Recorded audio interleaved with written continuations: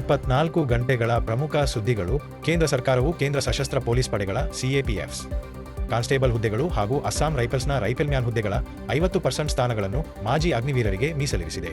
ಜೊತೆಗೆ ವಯೋಮಿತಿ ಸಡಿಲಿಕೆ ಹಾಗೂ ಲಿಖಿತ ಮತ್ತು ದೈಹಿಕ ಪರೀಕ್ಷೆಗಳಿಂದ ವಿನಾಯಿತಿಯನ್ನು ನೀಡಲಾಗಿದೆ.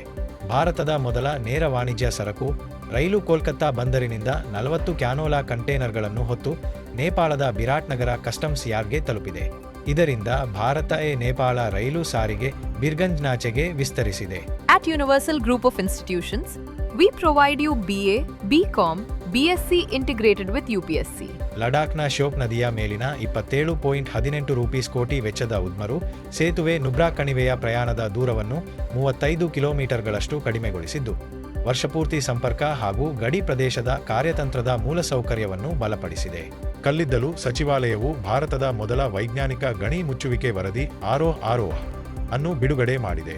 ಜೊತೆಗೆ GIZ ಸಹಕಾರ ಒಪ್ಪಂದಕ್ಕೆ ಸಹಿ ಹಾಕಿ ಕೋಲ್ ನೀರು ಶುದ್ಧೀಕರಣ ಘಟಕಗಳನ್ನು ಆರಂಭಿಸಿ ದೀರ್ಘಕಾಲ ಬಾಕಿ ಉಳಿದಿದ್ದ ಜಾರಿಯ ಪುನರ್ವಸತಿ ಯೋಜನೆಗೆ ವೇಗ ನೀಡಿದೆ.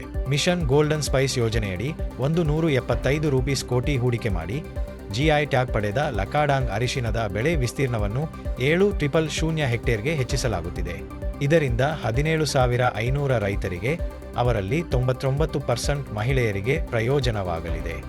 ಭಾರತವು ರಾಷ್ಟ್ರೀಯ ಜೀವವೈವಿಧ್ಯ ಪ್ರಾಧಿಕಾರದ MBA ಅಡಿಯಲ್ಲಿ ನಾಗರಿಕ ವಿಜ್ಞಾನ ಸಿಟಿಜನ್ ಸೈನ್ಸ್ ವೇದಿಕೆಗಳ ಮೂಲಕ ಕಾಲೇಜು ಆವರಣಗಳ ಸಸ್ಯ ಹಾಗೂ ಪ್ರಾಣಿ ವೈವಿಧ್ಯವನ್ನು ದಾಖಲಿಸುವ ಕ್ಯಾಂಪಸ್ ಜೀವವೈವಿಧ್ಯ ನೋಂದಣಿಗಳನ್ನು ಕ್ಯಾಂಪಸ್ ಬಯೋಡಿವರ್ಸಿಟಿ ರಿಜಿಸ್ಟರ್ಸ್ ಆರಂಭಿಸಿದೆ. ಇದರಿಂದ ಪ್ರತಿಯೊಂದು ಕ್ಯಾಂಪಸ್ವು ಜೀವವೈವಿಧ್ಯ ಸಂರಕ್ಷಣೆಯ ಕೇಂದ್ರವಾಗಿ ರೂಪುಗೊಳ್ಳಲಿದೆ. National centre for biological sciences NCBS inventory meta ಎಂಬ ಡೇಟಾಬೇಸ್ನ್ನು ಆರಂಭಿಸಿದ್ದು, 4,650 ಹೆಕ್ಟೇರ್ ಪ್ರದೇಶವನ್ನು ಒಳಗೊಂಡ 465 ಅರಣ್ಯ ಅಧ್ಯಯನಗಳನ್ನು ಸಂಗ್ರಹಿಸಿದೆ. ಇದು ಜಾಗತಿಕ ಪರಿಸರ ಶಾಸ್ತ್ರ ಮತ್ತು ಹವಾಮಾನ ಡೇಟಾಬೇಸ್ಗಳಲ್ಲಿ ಭಾರತದ ಪ್ರತಿನಿಧಿತ್ವವನ್ನು ಬಲಪಡಿಸುತ್ತದೆ.